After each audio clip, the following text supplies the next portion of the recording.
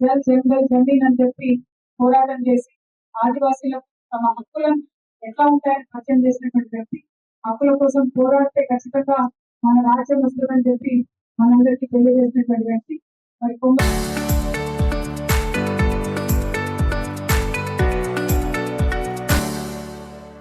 భీమన్న గారితో పాటు అనేక తెగలు, అనేక ఎస్టీ తెగలు ఇక్కడ ఉంటాయి. ఫోన్లు ఎంత పెద్ద సంఖ్యలో ఉంటారో నాయక ఫోన్లలోనే ఉంటారు, పరదాములట్లనే ఉంటారు.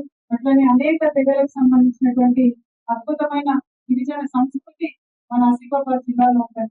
మరి గిరిజనలో కలిసిపోయినటువంటి ఇతరులందరూ కూడా అంతే అమాయకంగా, అంతే అందంగా, అంతే ఉడపడికతోని కలిసి పనిచేస్తున్నటువంటి జిల్లా ఆసిఫాబాద్ జిల్లా. మరి ఇక్కడ అనేక సమస్యలు ఉన్నాయని అందరూ చెప్పిండ్రు. సమస్యలు అంతటా ఉంటాయి, కానీ ఆ సమస్యలలో కూడా చిరునవ్వుతో ఉండేటటువంటి బిడ్డలు ఆసిఫాబాద్ జిల్లా ఉంటాయి. వారిని కడుపులో పెట్టుకొని కాపాడుకోవాలనేటువంటిదే ఆ తెలంగాణ రక్షణ సేన ధ్యేయం. అందుకే వాళ్ళ మొట్టమొదటి జెండా ఆసిఫాబాద్ జిల్లాలో ఎగవేస్తూ కార్యాలయాన్ని కూడా మా డాక్టర్ వినోద్ గారి ఆధ్వర్యంలో ప్రారంభించుకున్నాం. థ్యాంక్ యూ వినోద్ గారు. సారీ మన కొంచెం కన్ఫ్యూజన్ అయింది. సరే, ఇవాళ ఆసిఫాబాద్ లో ఎక్కడ చూసినా ఇవాళ కూడా నేను ఆసిఫాబాద్ పర్యటనకు వచ్చిన ప్రతి మండలానికి వెళ్ళినటువంటి సందర్భాన్ని నేను చూసి ప్రధానంగా వ్యవసాయం ఉన్నటువంటి జిల్లా. మరి ఇక్కడ అమాయకమైనటువంటి రైతులందరూ కూడా మాకు చెప్పినారు, ఇక్కడికి వచ్చేటప్పుడు ఏం కావాలి, మనం ఏం అడుగుతాం, ఏం కొట్లాడతాం అంటే ఒకటే ఒక మాట చెప్పి ఆ ఏదో యూరియా యాప్ అని పెట్టి వాళ్ళు ఎక్కువ అర్థమైతే లేదు, ఎందుకు పెట్టిన కాంగ్రెస్ లో కూడా అర్థమైతే లేదు, మొదలు యాప్ తీసేయాలి అని అడుగుతున్నారు. ఇవాళ ఆసిఫాబాద్ జిల్లా కేంద్రంగా మా రైతుల కష్టాలు పోవాలంటే కాంగ్రెస్ ప్రభుత్వాన్ని డిమాండ్ చేస్తున్నారు, మీరు యూరియా యాప్ అనేది తీసి ఫస్ట్ దండలు వాడండి. ఏ మనిషికైనా వారికి ఉన్నటువంటి భూమికి ఎకరాకు 3 బస్తాలు పడుతుంది యూరియా. అలా పెద్ద ఎవరు చెప్పేది అవసరం లేదు. ఎకరం కాయలు కనబడితే 3 బస్తాలు ఇచ్చి పంపించేయండి. కానీ ఇబ్బంది పెట్టి రైతులను నానా యాతన పెడుతున్నారు. ప్రభుత్వం ఫస్ట్ విరమించుకోవాలని కోరుతున్నారు. రెండవది, పండిన పంటను కొనక ఇంకా కళాలలోనే ఉండేటటువంటి పరిస్థితి ఇప్పటికీ చాలా జిల్లాలో ఉన్నాయి. కోర్స్ అనిపిస్తున్న రైతులు చూసుకుంటే వాన పడుతుంటే భయమయ్యే పరిస్థితి ఉన్నది. కనీసం నెక్స్ట్ టైం అన్నా మంచిగా పంటలు కొనడానికి ప్రణాళికలు చేయాలని చెప్పి నేను ప్రభుత్వాన్ని డిమాండ్ చేస్తున్నాను. మరి ఈసారి ఎంత ఘోరం అంటే ఎంత దారుణం అంటే మొత్తం రాష్ట్ర వ్యాప్తంగా కూడా రైతు ప్రభుత్వం అని చెప్పుకుంటున్నారు ముఖ్యమంత్రి గారు. కానీ కళ్ళాలలో ఉన్నటువంటి పంటను లారీలకు కూడా రైతులే ఖర్చు పెట్టుకునే పరిస్థితి, ఆఖరికి శుద్ధితాలకు కూడా రైతులే ఖర్చు పెట్టుకునే పరిస్థితి.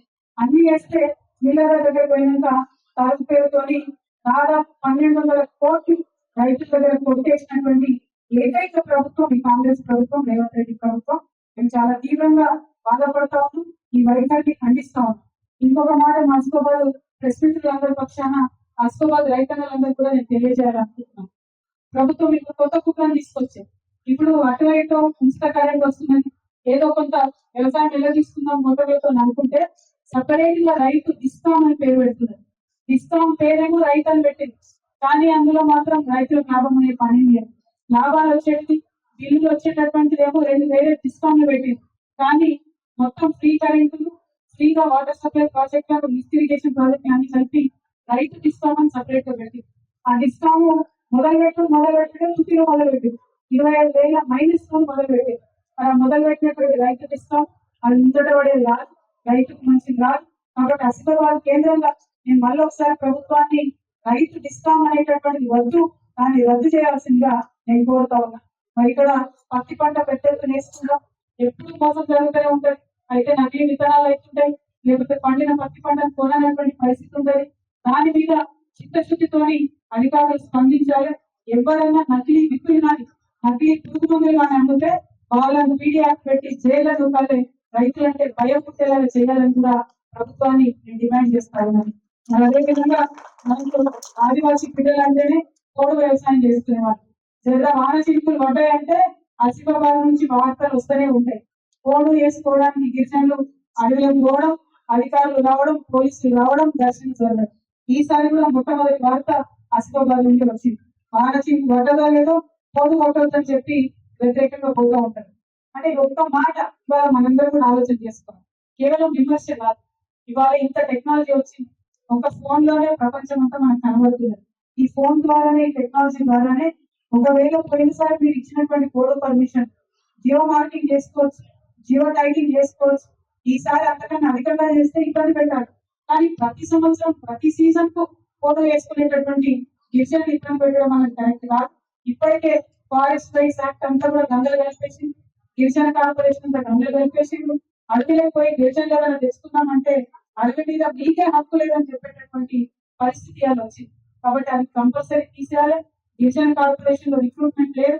దాన్ని రిక్రూట్మెంట్ చేసుకోవడం కనీసం అంతో ఇంతో అడవి మీద ఆధారపడి సంపాదించుకునే రైతన్నలకు ఓ 2 రూపాయలు వాళ్ళకు ఇవాళ ఆదాయం వస్తుంటే ప్రభుత్వం చూడలేకపోతున్నటువంటి సందర్భం గమనిస్తున్నాం.